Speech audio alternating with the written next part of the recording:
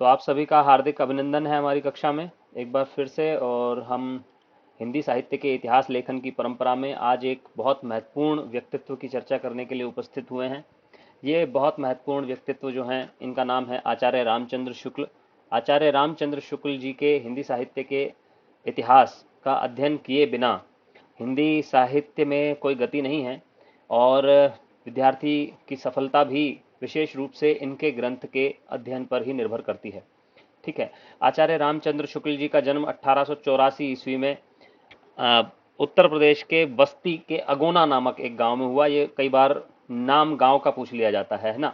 तो अगोना गांव जो है वो इनके नाम से प्रसिद्ध है। और मिर्जापुर में इनका प्रारंभिक जीवन बीता। लंदन मिशन स्कूल से इन्होंने प्रारंभिक शिक्षा अपनी प्राप्त की। वकालत करने के लिए इलाहाबाद चले गए। इनके पिताजी का बड़ा जोर था कि वकालत करें उनके पुत्र, लेकिन उनकी कोई रुचि उसमें थी नहीं, इसलिए वहां से अनुत्तीर्ण होकर के वापस आ गए। और उसके बाद इन्होंने आनंद कादम्बनी के सहायक संपादक के रूप में कार्य करना शुरू किया। और उसके बाद हम बात करें तो ये लंदन मिशन स्कूल जहाँ से इन्होंने अपनी प्रारंभिक शिक्षा प्राप्त की थी, वहीं पर ये एक स्कूल टीचर बन गए चित्रकला विषय के। तो ये एक बहुत अनोखी बात मुझे लगी कि आपको पता होनी चाहिए कि एक इतना बड़ा विद्वान व्यक्ति जो साहित्य में इतनी गति रखता है, वह व्यक्ति चित्रकला का शिक्षक है अपने प्रारंभिक जीवन में। उसके बाद आप जानते हैं कि 1908 में जब हिंदी शब्द सागर की भूमिका बनी, यानी कि हिंदी शब्द सागर का के रचना की भूमिका जब बनी, तो नागरिक प्रचारिणी सभा से जब प्रकाशित होना था हिंदी शब्द सागर, तो उसके लिए इनको संपादक के रूप में, सहायक संपादक के रूप में इनको नियुक्त किया गया। और इन्होंने अपना कार्य बड़ी ईमानदारी, कुशलता और विद्वता के साथ संपन्न किया। हिंदी शब्द सागर की भूमिका के रूप में इनका जो हिंदी साहित्य का इतिहास ग्रंथ है वो पहली बार हिंदी शब्द सागर की भूमिका के रूप में 1928 ईस्वी में ये प्रकाशित हुआ। और इस भूमिका का नाम हिंदी साहित्य का विकास रखा गया था। बाद में ये 1929 में इसी नाम से सबसे पहले पुस्तक के रूप में प्रकाशित हुआ। उसके बाद इसका संशोधित संस्करण 1940 ईस्वी में प्रकाशित हुआ। यानी कि पहले तो ये केवल पुस्तक, मतलब जो शब्द सागर एक शब्दकोश था, उसके साथ उसके शुरुआत में भूमिका के रूप में ये प्रकाशित हुआ। उसके बाद पुस्तकाकार रूप में ये 1929 में प्रकाशित हुआ और फिर इसमें कुछ संशोधन करके इसको 1940 में पुनः प्रकाशित करवाया गया। तो आप ये देख लें कि हिंदी साहित्य के इतिहास का जो शुरुआती नाम है वो हिंदी साहित्य का विकास है। और ये ग्रंथ हिंदी शब्द सागर की भूमिका के रूप में सबसे पहले प्रकाशित हुआ। देखिए यहाँ पर ये ग्रंथ का आपको स्वरूप भी दिखाई दे रहा है। हिंदी साहित्य का इतिहास, लेखक रामचंद्र शुक्ल, और नागरिक प्रचारिणी सभा से प्रकाशित हुआ। शुक्ल जी के इतिहास को ही हिंदी भाषा का सर्वप्रथम सुव्यवस्थित इतिहास कहा जाता है, क्योंकि इससे पहले जो सबसे सुव्यवस्थित इतिहास माना जाता है वो ग्रियर्सन का इतिहास है, वो हिंदी भाषा में नहीं है। तो हिंदी भाषा का यदि कोई सबसे सुव्यवस्थित इतिहास माना जाता है सबसे पहले, तो आचार्य रामचंद्र शुक्ल जी का हिंदी साहित्य के इतिहास को माना जाता है। हिंदी साहित्य का इतिहास में श्याम सुंदर दास की कोविद रत्नमाला, जिसके बारे में हम बात कर चुके हैं हमारी पिछली कक्षा में, राम नरेश त्रिपाठी की कविता कौमुदी, इसके बारे में भी बात की है, वियोगी हरि के ब्रज माधुरी सार, इसकी चर्चा हमने की नहीं है लेकिन आगे करेंगे। इन ग्रंथों से विषय सामग्री ली गई है।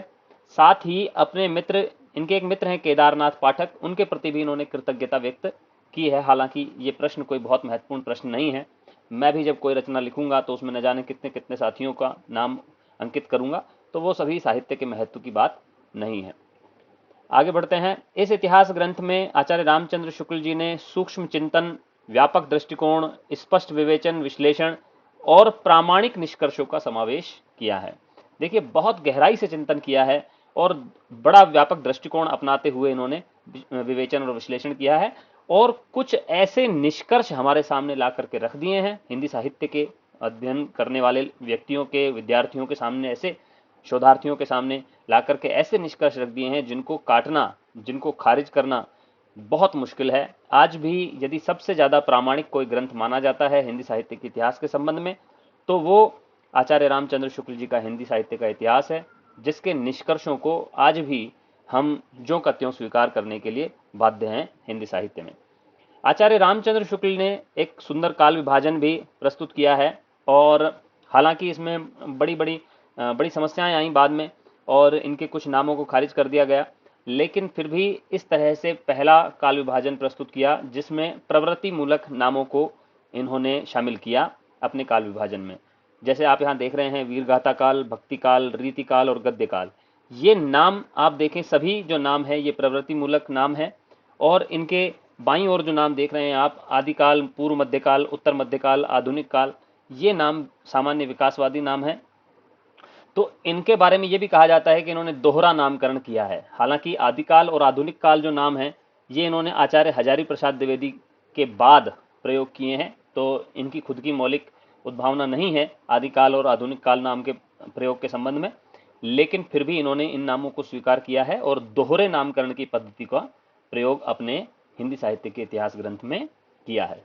एक और बात आप देख रहे होंगे कि 1050 से ये अपने हिंदी साहित्य के इतिहास को शुरू करते हैं, जबकि इससे पहले जब आपने पढ़ा ग्रियर्सन का ग्रंथ तो वो 700 से शुरू हो रहा था, और जब आप बात कर रहे थे मिश्र बंधुओं की तो वो भी 700 विक्रमी से शुरुआत उसकी हो रही थी। ये 700 ईस्वी से ग्रियर्सन का ग्रंथ शुरू हो रहा था। तो इस तरह, और यदि हम बात करें शिव सिंह सेंगर की तो वो 7वीं शताब्दी या 8वीं शताब्दी के पुष्य को हिंदी का पहला कवि कह रहे थे। तो हम समझ सकते हैं कि ये जो 700 से लेकर के 1000 ईस्वी तक के जो साहित्य है जिसे हम अपभ्रंश साहित्य के रूप में स्वीकार करते हैं, उसको इन्होंने अपने ग्रंथ में शामिल नहीं किया है। हालांकि ये अलग बात है कि इन्होंने जब इस ग्रंथ को पुस्तकाकार रूप में प्रकाशित करवाया तो पूर्व पीठिका के रूप में अपभ्रंश की सामग्री को भी इन्होंने अपने ग्रंथ में शामिल किया, लेकिन इन्होंने वीर गाथा काल जहां से शुरू करते हैं उसका वर्णन, वहां से पहले यानी कि 1050 से पहले की जो साहित्य है उसको ये हिंदी साहित्य के पूर्व पीठिका में तो रखते हैं, पृष्ठभूमि तो रखते हैं, लेकिन हिंदी साहित्य में उसको शामिल नहीं करते हैं। देखिए दूसरा जो काल है वो यहाँ, ये आपको मैं बता देना चाहता हूं कि ये जो काल विभाजन है ये आपको ज्यों का त्यों याद होना चाहिए, ठीक है। अगर ये याद नहीं है तो फिर हिंदी साहित्य के विद्यार्थी के रूप में आपको सफलता अर्जित करना थोड़ा कठिन रहेगा। 1050 विक्रमी संवत है, ये भी ध्यान रखें। विक्रमी संवत में इन्होंने तिथियां दी हैं, विक्रमी संवत में 57 साल घटा लिए जाएं तो वो ईस्वी सन बन जाता है। तो कई बार शुक्ल जी के संबंध में इस तरह के प्रश्न भी पूछ लिए जाते हैं कि उन्होंने अपने वीर गाथा काल की समय सीमा क्या मानी है, और वहां पर वो 1050 संवत नहीं देकर के 57 साल घटा करके ईस्वी रख देता है। जैसे वो रख देता है 997 ईस्वी, माफ कीजिए 993 ईस्वी। तो 993 ईस्वी कहते ही वो बात तो बन जाती है 1050 संवत ही, ठीक है, लेकिन वो कई बार परीक्षा में इस तरह से विद्यार्थी को उलझाने के लिए जो परीक्षक होता है उस तरह के प्रश्न पूछ लेता है।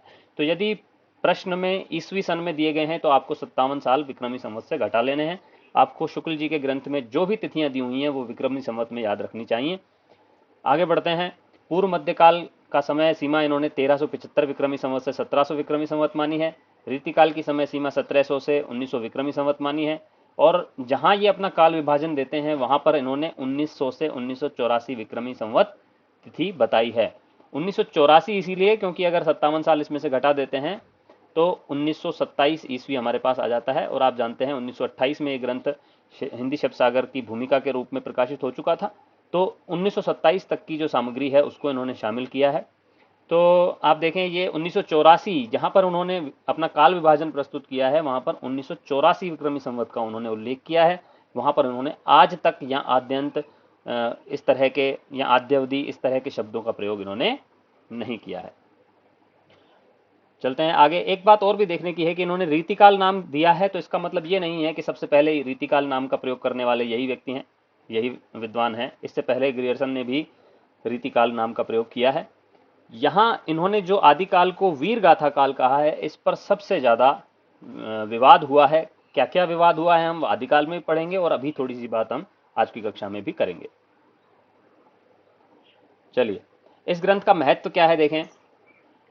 इस ग्रंथ में सबसे पहले युग चेतनावादी दृष्टिकोण का परिचय देते हुए प्रत्येक देश के साहित्य को वहां की जनता की चित्तवृत्तियों का संचित प्रतिबिंब माना है। हम जानते हैं कि जब हम हिंदी साहित्य के इतिहास दर्शन की बात कर रहे थे तो वहां पर हमने बात की थी कि कॉफे युग चेतनावादी दृष्टिकोण, कॉफे नहीं दिया था ना, और पेन ने विधेयवादी पद्धति को अपनाया था।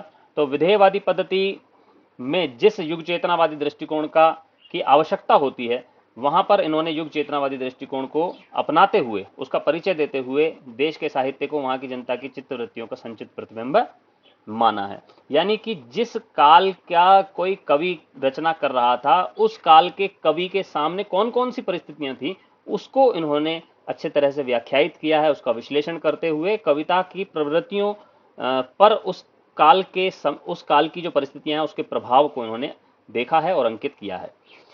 तो युग चेतनावादी दृष्टिकोण है, आप जानते हैं कि ये एकांगी दृष्टिकोण है। और यदि हम बात करें हजारी प्रसाद द्विवेदी की, तो उन्होंने परंपरावादी दृष्टिकोण को महत्व दिया है। और यदि किसी इतिहास को समग्रता से वर्णित करना है तो फिर युग चेतनावादी दृष्टिकोण और परंपरावादी दृष्टिकोण को साथ रख करके समग्रता से ही अध्ययन करना चाहिए। इस दृष्टिकोण से हम कह सकते हैं कि शुक्ल जी का ये दृष्टिकोण थोड़ा संकुचित है। इस ग्रंथ में विधेयवादी पद्धति को अपनाया गया है, जिसमें काल क्रमानुसार कवियों के विवरण प्रस्तुत करते हुए काव्य की प्रवृत्तियों का विश्लेषण तत्कालीन परिस्थितियों के परिप्रेक्ष्य में किया गया है। देखिए, यहाँ पर जो हमने विधेयवादी पद्धति के बारे में पढ़ा था, वो यहाँ पर भी हम सारी बात पढ़ रहे हैं कि जिसमें काल क्रमानुसार कवियों के विवरण प्रस्तुत किए हैं, काव्य की प्रवृत्तियों का विश्लेषण तत्कालीन परिस्थितियों के परिप्रेक्ष्य में किया। ठीक है, उस समय की जो परिस्थितियां हैं उसके अनुसार देखा है कि कविता की प्रवृत्तियां कौन सी हैं। इन्होंने कवियों के जीवन चरित्र संबंधी इतिवृत्त के स्थान पर उनकी रचनाओं के साहित्यिक मूल्यांकन को महत्व दिया है। देखिए, मैं कल भी इस बात को बता रहा था कि इन्होंने जो इतिवृत्त हैं, यानी कि उनके जीवन की जो घटनाएं हैं, कवियों के जीवन की जो घटनाएं हैं, वो तो उन्होंने मिश्र बंधु विनोद से ले ली हैं, विशेष रूप से रीतिकाल के संबंध में, और अनेक अन्य कवियों के संबंध में भी उन्होंने सहायता ली होगी।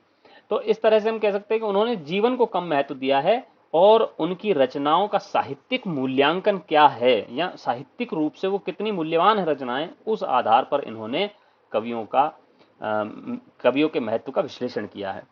ठीक है, और जहां इनको लगा कि किसी कवि की जो रचनाएं हैं वो उतनी महत्वपूर्ण नहीं है, तो फिर उन्होंने फुटकल खाते भी खोले हैं अपने इतिहास में। अगर आप हिंदी साहित्य का इतिहास पढ़ें तो अनेक कालों में उनको फुटकल रचनाओं के माध्यम से अलग अलग जगह पर अलग अलग कवियों को वहां शामिल कर दिया है। फुटकल मतलब जो कम महत्वपूर्ण रचनाएं हैं। ठीक है, तो उन्होंने महत्व को भी स्पष्ट किया है कि जिन कवियों का साहित्यिक महत्व है उनको अलग से बहुत अच्छे से विश्लेषण किया है, और जिनका उनको लगा कि यहाँ पर साहित्यिक महत्व कम है तो उनको फुटकल खाते में डाल दिया है। अपभ्रंश साहित्य को हिंदी साहित्य से अलग मानकर उसे पूर्व पीठिका के रूप में रखा है। मैं अभी बात कर ही रहा था इसके बारे में। विभिन्न प्रभावों के कारण पनपने वाली विभिन्न काव्य धाराओं का सम्यक निरूपण किया है। अलग अलग कारणों से, अलग अलग प्रभावों से कौन सी विभिन्न काव्य धाराएं उपस्थित हुई, उनका वो कैसे पनपी, उनको सामने लाने का प्रयास इन्होंने किया है। जैसे अगर हम बात करें भक्ति काल की, तो भक्ति काल में इन्होंने 4 काव्य धाराओं की बात विशेष रूप से की है, और उन 4 काव्य धाराओं पर कौन कौन सी काव्य धारा का पीछे से प्रभाव चलता आया, उसका भी इन्होंने सम्यक निरूपण करने का प्रयास किया है। जब हम भक्ति काल में जाएंगे, आदि काल में जाएंगे, वीरगाथा काल में जाएंगे, तो वहां पर हम अलग से इन पर बात करेंगे कि कौन कौन सी काव्य धाराएं कौन कौन से काल में इन्होंने शामिल की हैं और उन पर किन किन प्रभावों को इन्होंने देखा है और अपने जो अध्ययन करता है, पाठक हैं, उनके सामने स्पष्ट करने का प्रयास किया है। किसी कालखंड में विशेष प्रकार की रचनाओं की प्रचुरता और ग्रंथों की प्रसिद्धि, इन दोनों के आधार पर इन्होंने काल विभाजन किया है। इस बात को आप समझ लें कि जहां इन्होंने देखा कि किसी एक तरह की रचनाएं ज्यादा हैं, और दूसरा इन्होंने देखा कि कोई ग्रंथ यदि बहुत ज्यादा प्रसिद्ध है उस काल का, तो उन दोनों के महत्व के आधार पर इन्होंने किसी काल का नाम रख दिया। अब देखें, भक्ति काल में जो भक्ति की रचनाएं हैं वो प्रचुर रचनाएं हैं। तुलसीदास की रामचरितमानस और जायसी का पद्मावत, ये ग्रंथ प्रसिद्ध हैं। तो प्रचुरता और प्रसिद्धि के आधार पर उन्होंने भक्ति काल नाम रख दिया। हालांकि ऐसा नहीं है कि भक्ति काल में केवल भक्ति की ही रचनाएं हुई हैं। भक्ति काल में अनेक अन्य रचनाएं भी हुई हैं, जिसमें हम विशेष रूप से वीर रसात्मक रचनाएं भी हमें भक्ति काल में मिल जाती हैं। ठीक है, लेकिन वो इतने न तो वो ग्रंथ प्रसिद्ध हैं और न ही उनकी संख्या अधिक है, इसीलिए उन्होंने भक्ति काल नाम रखा है। अन्य जो प्रवृत्तियां हैं उसको महत्व नहीं दिया है। ऐसा ही इन्होंने वीर गाथा काल के संबंध में भी किया है। यहाँ पर आप देखते पृथ्वीराज रासो, बीसलदेव रासो, और ये जो रासो ग्रंथ हैं वो ज्यादा प्रसिद्ध हैं। और इन्हीं की प्रचुरता भी मिलती है। इसी कारण इन्होंने काल विभाजन में वीर गाथा काल नाम रखा है। आवश्यकता अनुसार कालों के उपविभाग भी किए हैं, जैसा हम पहले बता ही रहे थे। भक्ति काल में 4 कालों में बांट दिया है, और अगर आप बात करेंगे आधुनिक काल में तो वहां पर अलग तरीके से नई काव्यधारा, पुरानी काव्यधारा, इस तरह से करके उन्होंने उपविभाग किए हैं। प्रत्येक कालखंड का भावपूर्ण नामकरण भी किया है। प्रवृत्ति मूलक जो नाम मैंने बात की अभी कि एक काल का नाम वीर गाथा काल रखा है, भक्ति काल, रीति काल, गद्य काल, तो ये भावपूर्ण नाम है जो सामान्य विकासवादी नामों से अलग हैं, जो उस काल की प्रवृत्ति को सामने रखते हैं, उस काल की प्रवृत्ति को स्पष्ट करते हैं हमारे सामने। कवियों के साहित्यिक महत्व को पहचानते हुए केवल 1000 कवियों का ही उल्लेख इन्होंने किया है। देखिए, आप जानते हैं कि मिश्र बंधु विनोद में 5000 कवि सामने आ चुके थे, और ये चाहते तो इसमें 1000 कवि और जोड़ सकते थे, तो इस तरह से ये और बड़ा कर सकते थे, इसके स्वरूप को, हिंदी साहित्य के इतिहास के स्वरूप को और बड़ा कर सकते थे। लेकिन इन्होंने इन 5000 कवियों में से जो श्रेष्ठ कोटि के 1000 कवि हैं, जो ज़्यादा महत्वपूर्ण कवि हैं, केवल उन्हीं को ही अपने हिंदी साहित्य के इतिहास के लिए स्वीकार किया। इनकी जो रुचि थी वो कवियों की संख्या में नहीं थी, अपितु कवियों के साहित्यिक मूल्यांकन में थी। आगे चलते हैं। इस ग्रंथ की कुछ कमियां भी हैं। देखिए, कमियां तो किस में नहीं होती हैं, कमियां कहीं भी ढूंढी जा सकती हैं, और कमी ढूंढना मैं समझता हूं कि सबसे आसान काम है। ठीक है, तो कमियां क्या हैं देखें कि शुक्ल जी ने सिद्ध और नाथ साहित्य की रचनाओं को सांप्रदायिक शिक्षा, ठीक है, संप्रदाय विशेष की कोरी शिक्षा कह करके, सांप्रदायिक शिक्षा कह करके, और ये कह करके कि इनका जीवन की सामान्य अनुभूतियों से कोई संबंध नहीं है, ऐसा कह करके इन्होंने अपने इतिहास में स्थान नहीं दिया सिद्ध और नाथ साहित्य को विशेष रूप से। ठीक है, तो ये प्रश्न कई बार पूछा जाता है कि किन किन रचनाओं को सांप्रदायिक शिक्षा कह दिया गया। यद्यपि 1940 का जो संशोधित संस्करण है उसमें इन्होंने कबीर के संत मत की पृष्ठभूमि में सिद्ध और नाथ साहित्य के महत्व को बाद में स्वीकार किया। ये स्वीकार किया कि संत मत में सिद्ध और नाथ जो साहित्य है उसका महत्व है संत मत को स्थापित करने में। ठीक है, और हम जब आगे जाकर के कबीर की बात करते हैं तो हमें नाथपंथी विचार भी वहाँ दिखाई देते हैं, और जो शून्यवाद है या जिस तरह की पद्धति सिद्ध साहित्य में हमें देखने को मिलती है, वैसी ही कबीर आदि के संत काव्य पर भी हमें देखने को मिलती है।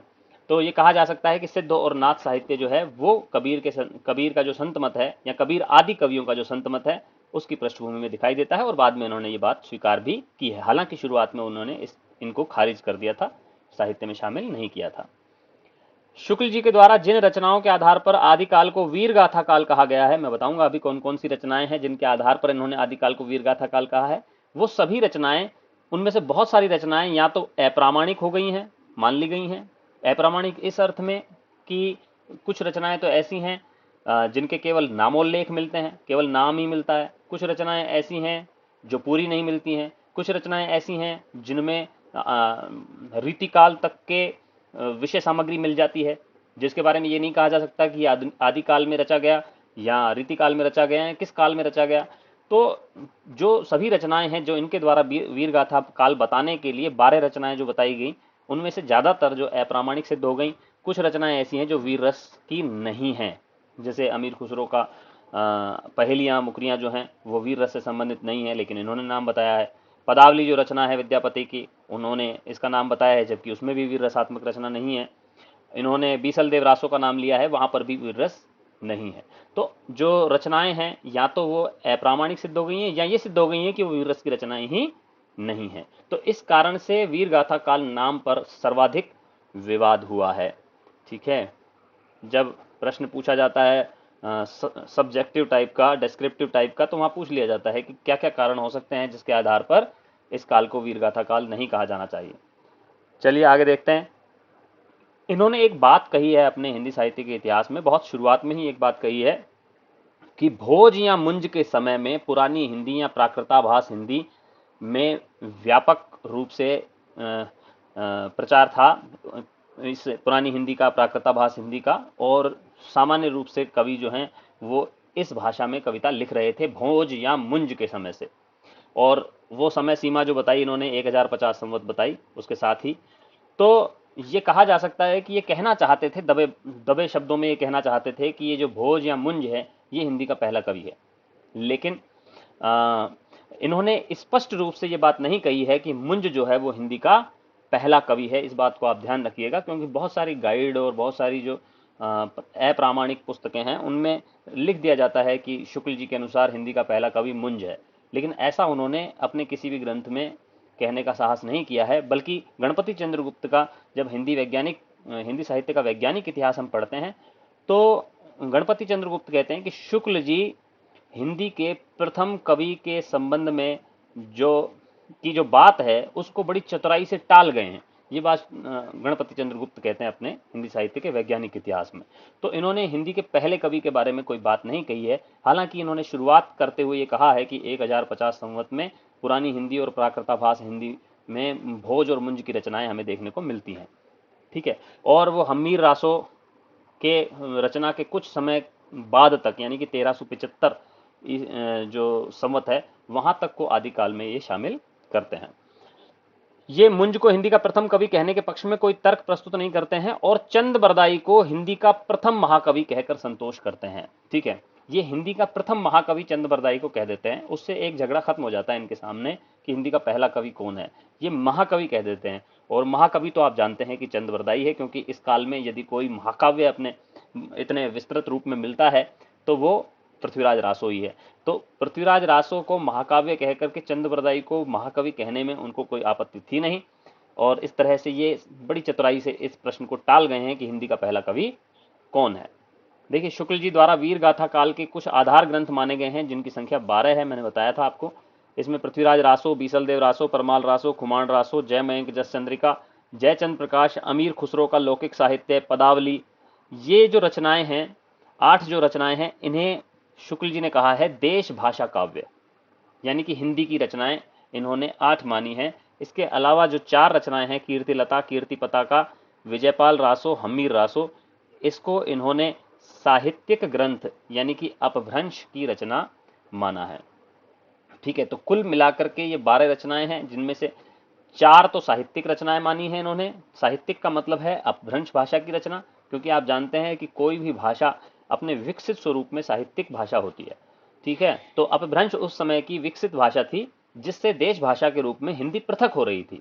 ठीक है, तो जो हिंदी पृथक हो रही थी उसे तो इन्होंने कहा है देश भाषा, जो अभी अपने स्वरूप को ग्रहण करेगी। ठीक है, लेकिन जो उस समय की प्रतिष्ठित जो साहित्यिक भाषा थी वो अपभ्रंश भाषा थी, जिसमें इन्होंने 4 रचनाएं बताई हैं, कीर्तिलता, कीर्ति पताका, विजयपाल रासो, हम्मीर रासो। आप जानते हैं कि हम्मीर रासो की रचना को पूरी मिली नहीं, 8 छंद मिले केवल। विजयपाल रासो में भी केवल 41-42 छंद हैं।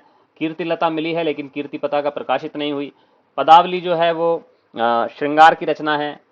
अमीर खुसरो का जो लौकिक साहित्य है वो केवल मनोरंजक साहित्य है। जयचंद प्रकाश और जय मयंक जस चंद्रिका जो रचनाएं हैं उनको केवल नोटिस के रूप में दयाल दास ख्यात नामक ग्रंथ में लिखा गया है, ये रचनाएं भी प्राप्त नहीं होती हैं। खुमान रासो में बहुत बाद तक के राजाओं का वर्णन मिलता है, जो आदिकाल के बहुत बाद के 17वीं शताब्दी तक के राजाओं का वर्णन मिलता है, तो इससे यह अप्रामाणिक सिद्ध होती है। परमाल रासो का केवल एक खंड मिला है, वो भी आधा अधूरा मिला है। बीसलदेव रासो जो है वो श्रृंगार की रचना है, राजमती की पीड़ा का वर्णन किया गया है उसके पति के विदेश चले जाने पर। और पृथ्वीराज रासो को ये स्वयं ही अप्रामाणिक मानते हैं, शुक्ल जी स्वयं भी पृथ्वीराज रासो को अप्रामाणिक ग्रंथ मानते हैं। जब हम आदिकाल में जाएंगे तो पृथ्वीराज रासो पर बहुत गहराई से, बहुत विस्तार से बात करेंगे। तो देखिए, सभी जो रचनाएं हैं जिनके बारे में मैंने अभी बताया उनमें या तो अप्रामाणिक हैं या वो श्रृंगार की रचनाएं हैं, वो वीर रसात्मक हैं ही नहीं। आगे चलते हैं, कुछ और कमियां हैं। शुक्ल जी ने भक्ति आंदोलन को हिंदू जाति की निराशा का परिणाम माना है। ठीक है, ये बात बड़ी पूछी जाती है परीक्षा में कि हिंदू जाति की निराशा का परिणाम किसने माना है। ऐसा नहीं है, लेकिन शुक्ल जी के जब ग्रंथ को पढ़ते हैं और भक्ति काल के उदय की बात करते हैं तो वहाँ हम देखते हैं कि वो दोनों बातें कहते हैं। वो ये भी कहते हैं कि हिंदू जाति की निराशा का परिणाम है, लेकिन वो पीछे से चली आ रही जो धारा थी, जो भागवत धर्म की जो धारा थी, या जो दक्षिण भारत में जो भक्ति आंदोलन जो शुरू हो चुका था उसको भी वो नकारते नहीं है, लेकिन उनका जोर जो है, क्योंकि वो युग चेतनावादी दृष्टिकोण को पालन करते हैं, तो वो उस समय के मुस्लिम आक्रमण को कुछ ज्यादा महत्व देते हैं। इसीलिए बार बार ये प्रश्न पूछ लिया जाता है, हिंदू जाति की निराशा का परिणाम किसने माना है भक्ति आंदोलन को। तो वो ये मानते थे कि जब मुस्लिम आक्रमण हुए तो यहाँ हिंदू जो जाति के जो लोग थे उनकी जो थी आस्था उस पर बड़ी ठेस पहुंची, और उनके जो राजा थे वो हार चुके थे, वो अधीनता स्वीकार कर चुके थे, तो बड़े निराश से हो गए थे उस समय लोग, और ईश्वर की शरण में जाने के अतिरिक्त उनके पास कोई मार्ग नहीं था। इसीलिए ये बात जब उन्होंने कही तो बाद में इस पर बड़ा विवाद हुआ है। आगे जब हम भक्ति काल पर जाएंगे तो वहाँ इस पर बहुत गहराई से बहुत विस्तार से हम चर्चा करेंगे। रांगे राघव जी ने शुक्ल जी पर एक आरोप लगाया है, जातीयता का, जातिवाद का आरोप लगाया है, और उन्होंने कहा है कि शुक्ल ने इतिहास को शुद्ध ब्राह्मण दृष्टि से देखा है। उनका जो नजरिया है वो ब्राह्मणवादी नजरिया है, और यही कारण है कि वो तुलसीदास को अधिक महत्व देते हैं और कबीरदास के साथ अन्याय कर लेते हैं, ऐसा हजारी प्रसाद द्विवेदी जी ने भी कहा है। तो रांगे राघव जो कि प्रगतिशील व्यक्ति थे, मार्क्सवादी थे, कम्युनिस्ट थे, तो इसलिए इनके जो साहित्य है उसमें ब्राह्मणवादी दृष्टि को मतलब आक्रोशित दृष्टि से देखा गया है, और उन्होंने ऐसा शुक्ल जी पर आरोप लगाया है। इसी वजह से उन्होंने तुलसीदास को ज़्यादा महत्व दिया है और कबीर को कम महत्व दिया है। आगे बात करेंगे जब कबीर पर जाएंगे। अगले ग्रंथ की बात करते हैं, अगले एक महत्वपूर्ण व्यक्तित्व की बात करते हैं, रामकुमार वर्मा। रामकुमार वर्मा जो कि छायावादी कवि हैं। आप जानते हैं छायावाद में जो 4 कवियों के बाद एक जो नाम आता है, 4 कवि आप जानते हैं, 4 स्तंभ छायावाद के जो हैं, उनके बाद यदि किसी का नाम आता है तो रामकुमार वर्मा का आता है। रामकुमार वर्मा एक प्रमुख एकांकीकार भी माने जाते हैं हिंदी साहित्य में, और जिनकी एकांकी बादल की मृत्यु जो 1930 में इन्होंने लिखी, उसको हिंदी की पहली एकांकी भी कुछ लोग मानते हैं। रामकुमार वर्मा का ग्रंथ हिंदी साहित्य के इतिहास के संबंध में हिंदी साहित्य का आलोचनात्मक इतिहास, हिंदी साहित्य का आलोचनात्मक इतिहास, ये सबसे पहले प्रयाग विश्वविद्यालय से 1938 ईस्वी में प्रकाशित हुआ। ठीक है, तो अभी हमने जब बात की शुक्ल जी की तो 1929 में ग्रंथ प्रकाशित हुआ, और उसका जो संशोधित संस्करण था 1940 में प्रकाशित हुआ। रामकुमार वर्मा का ग्रंथ ये उसके बाद उसी क्रम में 1938 में प्रयाग विश्वविद्यालय में, ये जिस समय पढ़ाते थे, शिक्षक थे, उस समय इन्होंने वहाँ से प्रकाशित करवाया, इलाहाबाद से। यह ग्रंथ मूलतः नागपुर विश्वविद्यालय में इन्होंने पीएचडी की उपाधि के लिए एक शोध प्रबंध के रूप में प्रस्तुत किया था, फिर उसका विस्तार करके इन्होंने हिंदी साहित्य का आलोचनात्मक इतिहास प्रस्तुत किया। यहाँ आप देख रहे हैं हिंदी साहित्य के आलोचनात्मक इतिहास के बारे में, और यहाँ आप देखेंगे यहाँ लिखा हुआ है 750 से लेकर के 1750 विक्रमी संवत तक, यानी कि इस रचना में ये एक अधूरा इतिहास है। इसमें हिंदी साहित्य का पूरा इतिहास नहीं है, ये केवल भक्ति काल तक के इतिहास को इसमें शामिल किया गया है। संवत 750 ईस्वी से संवत 1750 विक्रमी तक की कालावधि का ही इसमें विवरण किया गया है। ठीक है, और जो ये समय अवधि है 750 से 1750 विक्रमी की, इसमें इस विषय वस्तु को 7 प्रकरणों में विभक्त इन्होंने किया है, 7 अध्याय बनाए हैं। प्रकरण का मतलब है 7 अध्याय। पहला है संधि काल, चारण काल। आप देखेंगे यहाँ पर एक विशेष बात आपको दिखाई देगी, ये माफ कीजिए, आदि काल को 2 कालों में बांटते हैं, संधि काल और चारण काल। तो जो पहला काल है, जो अपभ्रंश का काल मान करके शुक्ल जी द्वारा छोड़ दिया गया था, और जिसे मिश्र बंधु 700 से शुरू करते हैं, जिसे ग्रियर्सन 700 ईस्वी से शुरू करते हैं, उस काल को इन्होंने संधि काल के रूप में हिंदी साहित्य में शामिल किया। इनकी रुचि थी असल में अपभ्रंश भाषा की, जो सौंदर्य है उसमें जो मधुर रचनाएं हुई हैं उसके प्रति इनका मोह था, और उस आकर्षण को छोड़ नहीं पाए, इसीलिए उन्होंने संधि काल नाम देकर के, संधि का मतलब होता है जुड़ना, संधि का मतलब होता है 2 भाषाओं का जुड़ना, जहां पर हिंदी और अपभ्रंश दोनों भाषाएं जुड़ी हुई दिखाई देती हैं, मिली हुई दिखाई देती हैं, एक दूसरे में गुथी हुई दिखाई देती हैं, मिश्रित दिखाई देती हैं, उस काल को इन्होंने संधि काल नाम देकर के हिंदी साहित्य में शामिल कर दिया। शुक्ल जी ने इसे छोड़ दिया था, इन्होंने शामिल कर दिया। जो दूसरा काल है जिसे शुक्ल जी आदिकाल और वीरगाथा काल कहते हैं, उसे ये ग्रियर्सन के आधार पर ही, ग्रियर्सन की तरह से या उनकी तर्ज पर ये चारण काल कह देते हैं, जो कि ग्रियर्सन पहले कह चुके थे। उसके बाद भक्ति काल की अनुक्रमणी का एक अध्याय है, उसके बाद संत काव्य, प्रेम काव्य, राम काव्य और कृष्ण काव्य। जो 4 धाराएं हैं भक्ति काल की, उन 4 धाराओं को उन्होंने बड़े छोटे छोटे नाम दे करके यहाँ पर रख दिया। आप जानते हैं शुक्ल जी के इतिहास में जो संत काव्य है उसको कहा जाता है निर्गुण ज्ञानाश्रयी शाखा, ठीक है। और प्रेम काव्य जो है उसको कहा जाता है निर्गुण प्रेमाश्रयी शाखा। ठीक है। तो ऐसे बड़े बड़े जो नाम हैं, भारी भरकम नामों को उन्होंने छोड़ करके बड़े छोटे छोटे सरल और भावपूर्ण नामों का प्रयोग सबसे पहले इन्होंने किया। ये इनका एक योगदान माना जा सकता है हिंदी साहित्य में। हालांकि ये जो पूरा ग्रंथ है, ये जो आलोचनात्मक इतिहास है, वो शुक्ल जी की दृष्टि से ही लिखा गया है। और जब हम गणपति चंद्रगुप्त को पढ़ते हैं तो वो स्पष्ट करते हैं कि इस ग्रंथ में वही लगभग जो अच्छाइयाँ हैं जो शुक्ल जी के ग्रंथ में है, और वही कमियां हैं लगभग जो शुक्ल जी के ग्रंथ में है। तो इसलिए कोई बहुत ज़्यादा महत्व इस ग्रंथ का है नहीं, हालांकि इन्होंने अपनी तरफ से स्पष्ट करने का प्रयास किया है। संधि काल और चारण काल दो कालों में बांट दिया इन्होंने आदिकाल को। आप देख रहे हैं यहाँ पर 750 संवत से 1000 संवत।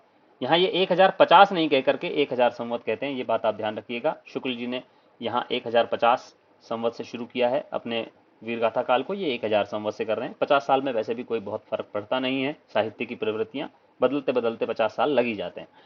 चारण काल, जिसमें कवियों के आधार पर, देखिए शुक्ल जी ने वीर गाथा काल कहा उस काल की सामान्य प्रवृत्ति के आधार पर, लेकिन राम कुमार वर्मा ने इस काल को चारण काल कहा है उस काल के कवियों के आधार पर। इस बात को आप ध्यान रखिएगा, आधार अलग अलग हैं दोनों के। ठीक है।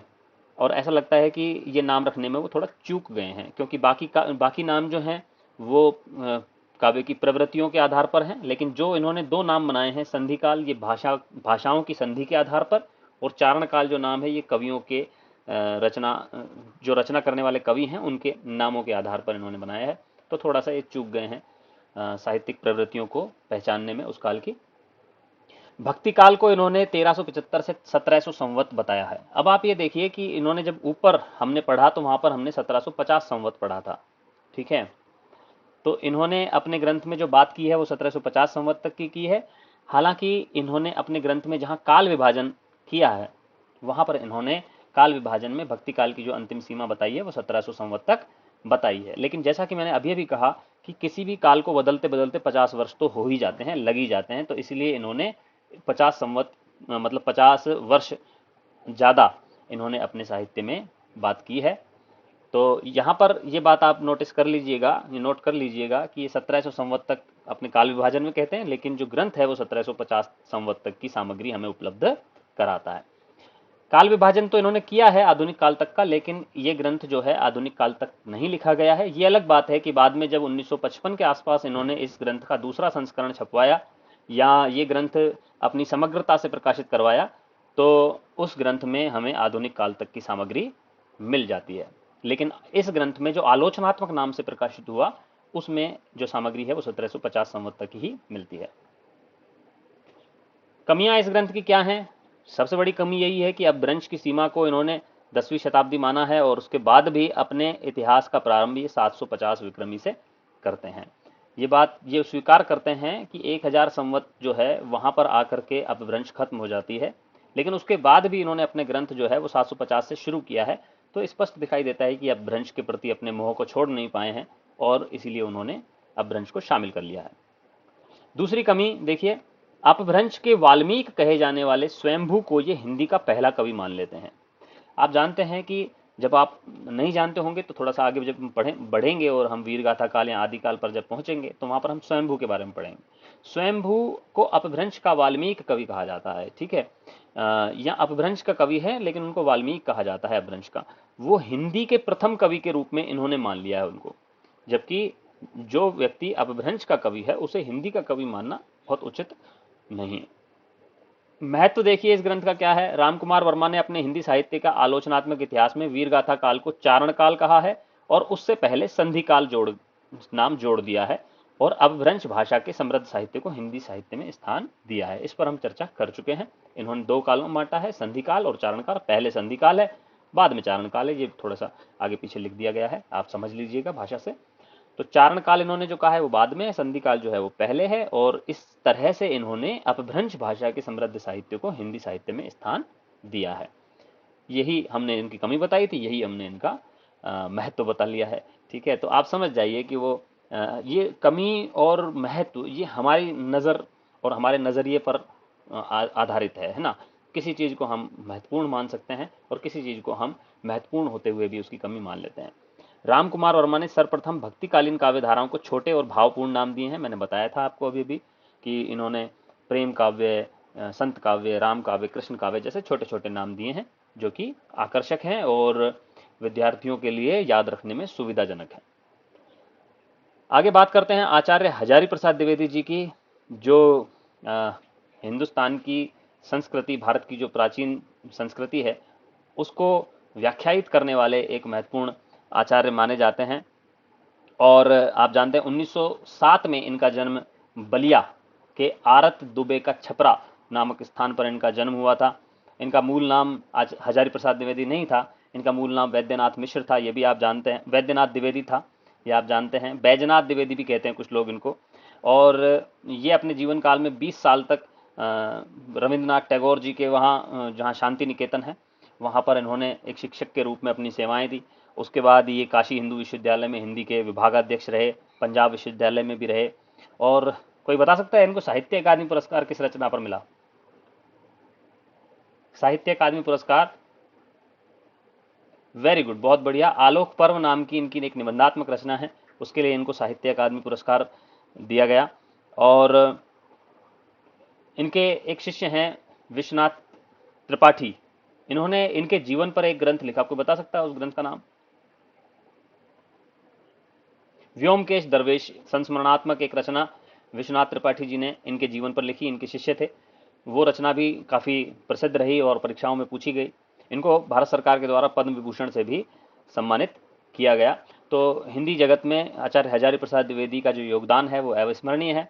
हम जानते हैं कि हिंदी साहित्य के इतिहास के रूप में इन्होंने एक नहीं 3 ग्रंथ लिखे हैं, ठीक है। तो अभी तक हम एक एक ग्रंथ की बात करते आए, यहाँ पर आकर के हमें 3 ग्रंथों की बात करनी पड़ेगी। एक है हिंदी साहित्य की भूमिका, जो इन्होंने 1940 में प्रकाशित किया या लिखा।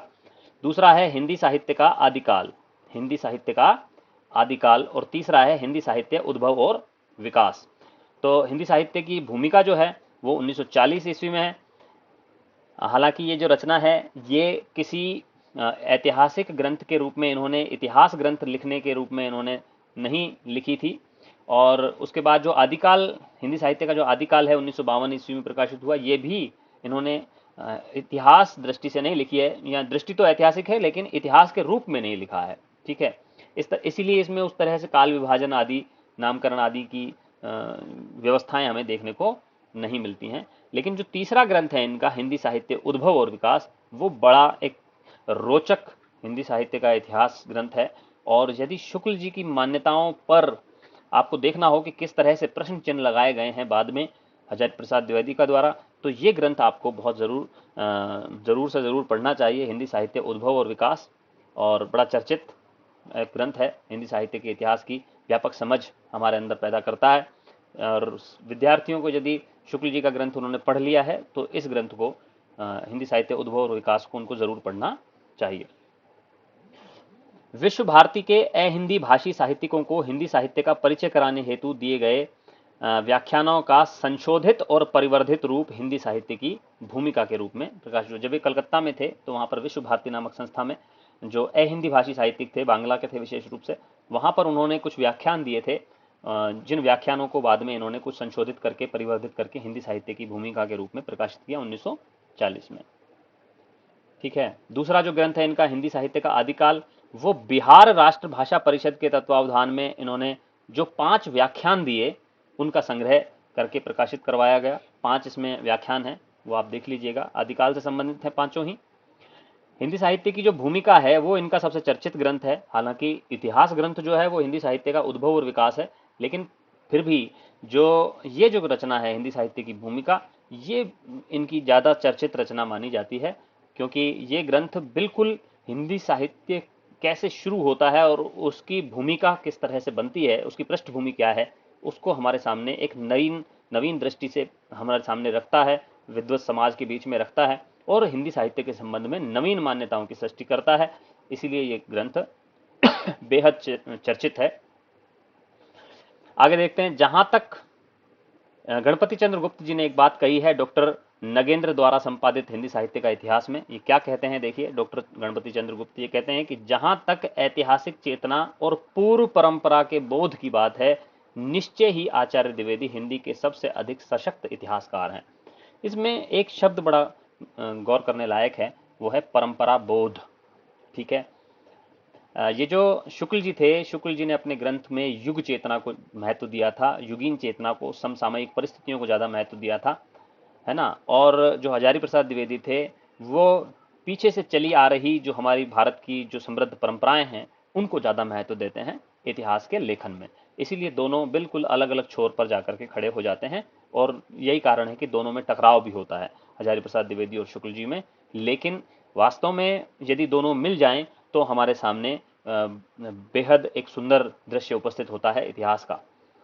आगे बढ़ते हैं। हजारी प्रसाद द्विवेदी ने काल विभाजन किया है, हालांकि ये काल विभाजन कभी आता नहीं है, परीक्षाओं में पूछा नहीं जाता है, बड़ा सामान्य सा, बड़ा उथला उथला सा ये काल विभाजन है। देख लीजिए आप, आदिकाल में 1000 से 1400 ईस्वी में, और भक्ति काल जो 1400-1700 ईस्वी, रीतिकाल 1700-1900 ईस्वी, और आधुनिक काल 1900 से आज तक ये मानते हैं। बहुत ज़्यादा चर्चित नहीं है ये काल विभाजन, तो इसीलिए इस पर बहुत ज़्यादा गौर करने की जरूरत नहीं है। महत्व क्या है इनका, इनके ग्रंथ का महत्व क्या है? इन्होंने सबसे पहले आदिकाल और आधुनिक काल नाम का प्रयोग किया। ठीक है, तो ये आप देख लीजिए, ये कई बार परीक्षाओं में पूछा जाता है और विशेष रूप से आदिकाल के रूप में पूछा जाता है। ठीक है, और हालांकि ये स्वयं भी पूरी तरह से आदिकाल नाम की सृष्टि करके, या आदिकाल नाम को इन्होंने जब दिया हिंदी साहित्य के शुरुआती काल के लिए, जब इन्होंने आदिकाल नाम की घोषणा की, तो ये स्वयं भी उससे बहुत ज़्यादा प्रसन्न नहीं थे आदिकाल नाम से। इन्होंने कहा भी है कि आदिकाल नाम एक भ्रामक धारणा की सृष्टि करता है ना। वो हम पढ़ेंगे जब हम आदिकाल पर जाएंगे और उसके नामकरण की बात करेंगे। तो लेकिन फिर भी ये जो नाम है ये सबसे ज़्यादा चर्चित है, सबसे ज़्यादा अपनाया गया है, और सबसे ज़्यादा प्रयोग में आता है। हिंदी साहित्य के शुरुआती प्रारंभिक काल के बारे में जो सबसे ज़्यादा महत्वपूर्ण नाम है वो आदिकाल है। ये हजारी प्रसाद द्विवेदी के द्वारा दिया गया है। इन्होंने भाषा के स्पष्ट रूप के दर्शन के आधार पर हिंदी साहित्य का वास्तविक आरंभ भक्ति काल से माना है। देखिए, ये एक बहुत अच्छी मान्यता थी इनकी जो इन्होंने स्थापित की। इन्होंने कहा कि हिंदी साहित्य का वास्तविक जो आरंभ है वो भक्ति काल से हुआ है। ये मानते हैं कि भक्ति काल से पहले भाषा के आधार पर हिंदी साहित्य का जो सामग्री है वो बहुत बिखरी हुई है। कहीं तो आप देखेंगे कि अपभ्रंश भाषा का साहित्य मिल रहा है आदिकाल में, कहीं कहीं प्राकृत भाषा मिल रही है, कहीं देशी भाषा मिल रही है, कहीं मैथिली भाषा का प्रयोग किया गया है, कहीं खड़ी बोली का प्रयोग हो रहा है, कहीं राजस्थानी का है, कहीं डिंगल पिंगल। तो वहाँ पर भाषाओं की इतनी अधिकता है कि वहाँ स्पष्ट रूप नहीं है भाषा का। इस वजह से ये हिंदी साहित्य का वास्तविक आरंभ जो है वो भक्ति काल से मानते हैं। और भक्ति काल में आप जानते हैं कि जो भाषा है वो दो छोरों पर आकर के खड़ी हो गई है, एक है अवधी भाषा और एक है ब्रज भाषा। और यदि हम खड़ी बोली के शुरुआती जो स्वरूप है उसके दर्शन करना चाहें तो हम कबीर के सदुक्कड़ी भाषा में कर सकते हैं। तो यहाँ आकर के जो भाषा का स्वरूप है वो कुछ स्थिर हो जाता है।